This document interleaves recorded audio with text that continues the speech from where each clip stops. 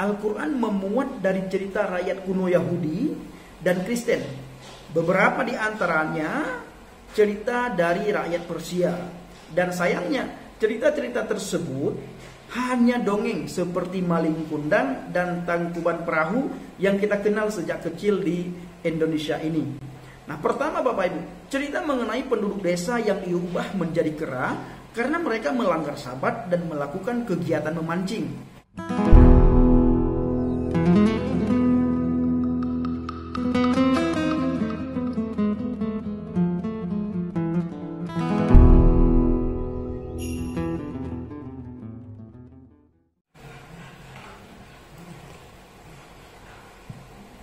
Haleluya, haleluya. Assalamualaikum warahmatullahi wabarakatuh. Salam Aki. Aku kabarkan Injil keselamatan. Aku kabarkan Injil kebenaran. Bapak Ibu dari Tuhan, ketemu lagi dengan saya Evangelis Abraham Effendi Usman. Bagaimana kabar saudara semuanya? Saya percaya saudara selalu dalam lindungan Tuhan. Apapun yang saudara usahakan, apapun yang saudara kerjakan, doa saya kiranya dibuat oleh Tuhan berhasil. Nah, pada kesempatan kali ini Bapak Ibu, ada orang yang bertanya kepada kita umat Kristen. Orang yang percaya kepada Yesus. Mereka bertanya mengapa umat Kristen menolak Al-Quran. Dalam artian mereka mengapa umat Kristen tidak percaya kepada Al-Quran. Nah, sebenarnya kita bukan menolak Al-Quran dan kita bukan tidak percaya kepada Al-Quran. Tetapi karena kita punya iman masing-masing. Kita punya kepercayaan pribadi, kita punya iman pribadi, yaitu kita beriman kepada Alkitab. Dan kita tidak beriman kepada Al-Quran. Lalu kalau mereka bertanya, alasan apa Anda tidak beriman kepada Al-Quran? Nah, ini yang akan kita bahas kali ini Bapak Ibu. Alasan apa kita tidak beriman kepada Al-Quran? Nah, kita akan bahas. Yang menyebabkan kita umat Kristen tidak mempercayai atau tidak beriman bahwa Al-Quran kitab suci yang diwahyukan Tuhan, ada beberapa hal. Yang pertama, sifat Allah Subhanahu wa Ta'ala saling kontradiksi. Saya akan tunjukkan ayat Al-Qur'annya Bapak Ibu. Nanti biar saudara sendiri yang mentafsirkan. Lalu saya baca arti sesuai dengan teks bahasa Arab. Tidak saya kurangi, tidak saya tambahi. Saudara kita umat Islam percaya bahwa Allah Subhanahu wa Ta'ala dua sifat yang sangat menonjol. Yang Ar-Rahmanir Rahim, sifat kasih dan sayang.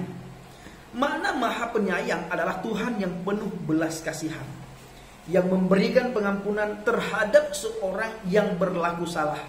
Sayangnya Allah Subhanahu wa Ta'ala yang penuh belas kasihan tidak mengajarkan hal yang sama kepada umatnya. Sebaliknya, Allah justru mengajarkan umatnya saling benci, bahkan saling bunuh. Misalnya, membunuh orang yang tidak percaya kepada Nabi Muhammad.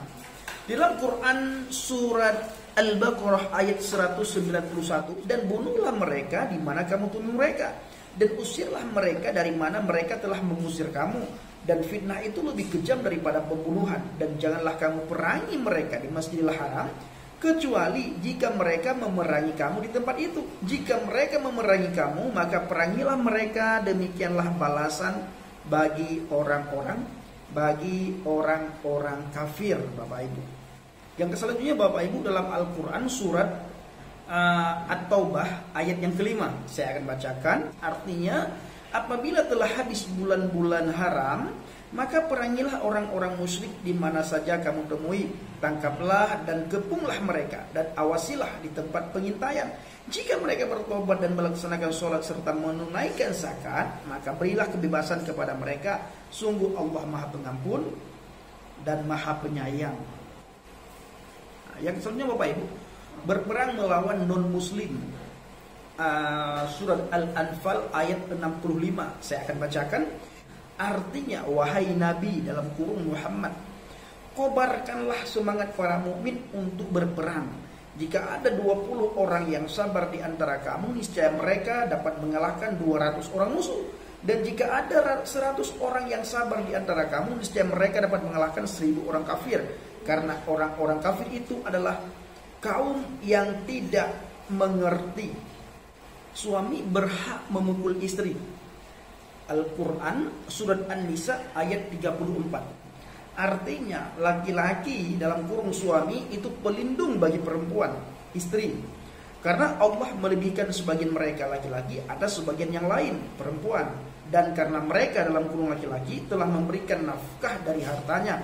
Maka perempuan-perempuan yang saleh adalah yang taat dalam kurung kepada Allah dan menjaga diri ketika dalam kurung suaminya tidak ada, karena Allah telah menjaga dalam kurung mereka.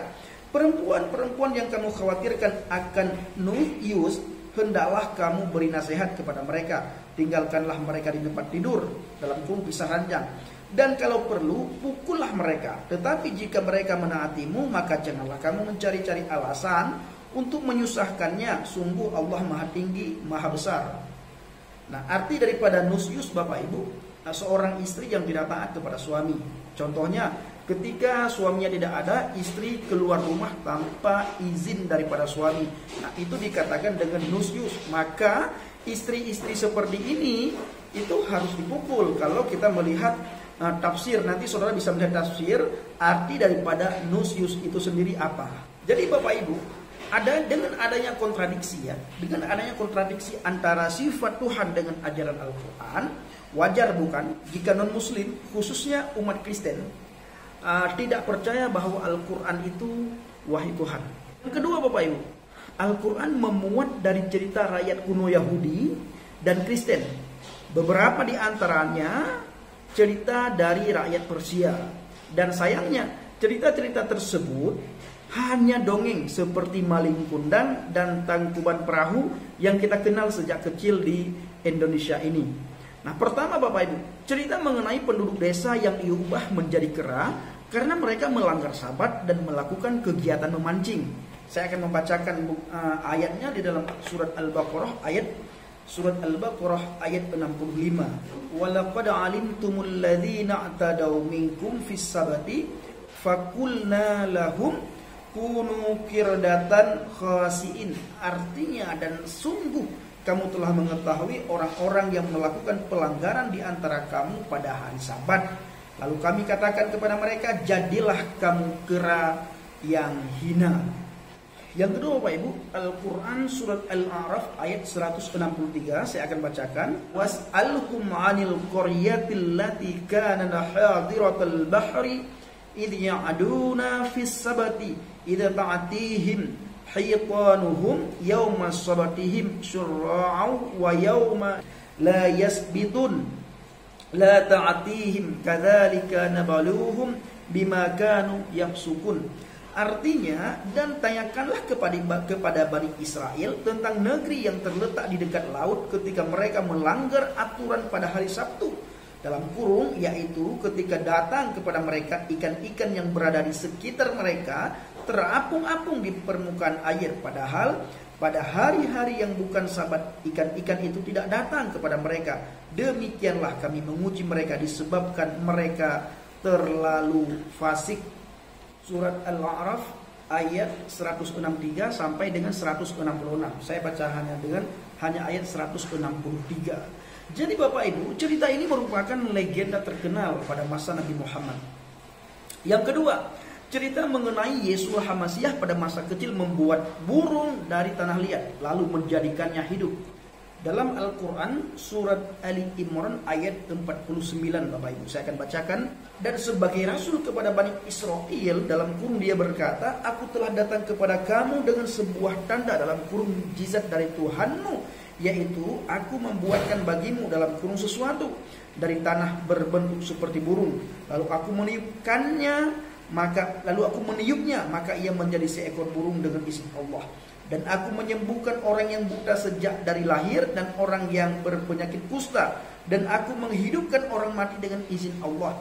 Dan aku beritahukan kepadamu apa yang kamu makan dan apa yang kamu simpan di rumahmu. Sesungguhnya pada yang demikian itu terdapat suatu tanda kebenaran kerasulanku bagimu jika kamu orang yang beriman. Cerita ini Bapak Ibu berasal dari Injil Thomas. Injil palsu ini ditulis tahun 150 Masehi, hampir 500 tahun sebelum kelahiran Nabi Muhammad. Cerita yang sama terdapat dalam versi Arab The Gospel of Infancy yang diakui oleh para ahli sastra sebagai Injil palsu dan berasal dari Mesir. Nah, bagi Bapak Ibu yang dikasih Tuhan yang saya kasih, bagaimana mungkin Al-Quran menaruh cerita rakyat lalu mengakuinya sebagai firman Tuhan? Itu sebabnya orang Kristen tidak mengimani Al-Quran.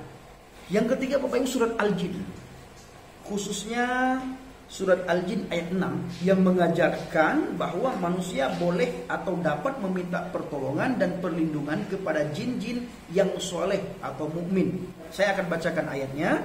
Wa annahu kana rijalun minal insi ya'uduna birijalin minal jinni fazaduhum rahakan.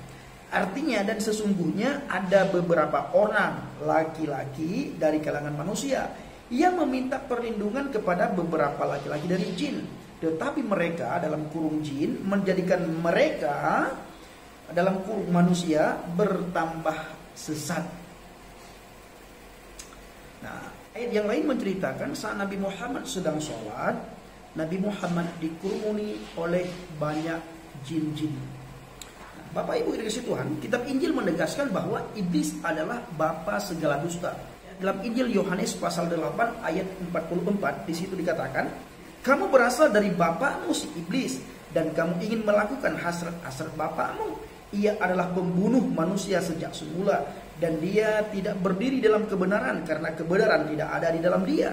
Tatkala seseorang berkata dusta, dia berkata dari dirinya sendiri karena dia dan bapaknya adalah pendusta. Dengan kata lain Bapak Ibu, jin adalah roh jahat yang tidak layak untuk diminta tolong oleh manusia. Sangat tidak layak. Yang keempat, petunjuk dan cahaya Tuhan terdapat di dalam Injil dan Torah. Dalam Al-Quran surah Al-Maidah ayat 46 saya akan bacakan. Dan kami iringkan jejak mereka nabi-nabi Bani Israel dengan Isa putra Maryam, membenarkan kitab yang sebelumnya yaitu Taurat, dan kami telah memberikan kepadanya kitab Injil, sedang di dalamnya ada petunjuk dan cahaya yang menerangi dan membenarkan kitab yang sebelumnya yaitu kitab Taurat, dan menjadi petunjuk serta pengajaran untuk orang-orang yang bertakwa. Menurut Al-Quran surat Al-Maidah ayat 46, petunjuk dan cahaya Tuhan terdapat dalam kitab Injil dan Torah, bukan dalam kitab-kitab lain. Jika demikian, apakah pengikut Yesua HaMasiah masih perlu mencari petunjuk dan mencari cahaya Tuhan dari kitab lain? Nah, silakan Bapak Ibu simpulkan sendiri. Yang selanjutnya Bapak Ibu, Yesua HaMasiah adalah cahaya terang hidup. Suatu hari ketika Yesua HaMasiah berbicara kepada para pengikutnya, ia menyatakan kepada mereka, siapakah ia atau siapakah aku, kata Yesua, dengan berkata, aku adalah terang dunia. Siapa yang mengikut kepadaku, ia sekali-kali tidak akan berjalan dalam kegelapan, melainkan akan mempunyai terang kehidupan. Al-Quran dengan tegas berkata bahwa dalam Injil dan Torah terdapat cahaya. Terdapat cahaya dari Tuhan. Dan Yesua HaMasiah berkata, akulah terang dunia. Dalam surah Al-Maidah ayat 46 merujuk kepada Yesua HaMasiah. Nah, Bapak Ibu yang dikasihi Tuhan, video kali ini perlu direnungkan baik-baik. Tempatkan hati dan pikiran saudara di tempat yang netral. Jangan sedikit-sedikit marah. Timbul amarah, timbul cacian, timbul makian, timbul hinaan karena tidak sepaham, karena tidak seiman dan seakidah. Nah, coba sesekali renungkan ayat demi ayat yang sudah saya bacakan. Nanti saudara sendiri yang akan mentafsirkan ayat yang sudah saya bacakan. Sebagaimana saya katakan tadi bahwa saya tidak pernah mentafsirkan ayat, saya baca arti dalam bahasa Indonesia sesuai teks bahasa Arab. Terima kasih. Assalamualaikum warahmatullahi wabarakatuh. Salam Aki. Aku kabarkan Injil keselamatan. Bapak Yahweh, Bishim Adonai Yesua HaMasiah, Ruach HaKudes memberkati kita semua. Haleluya. Amin.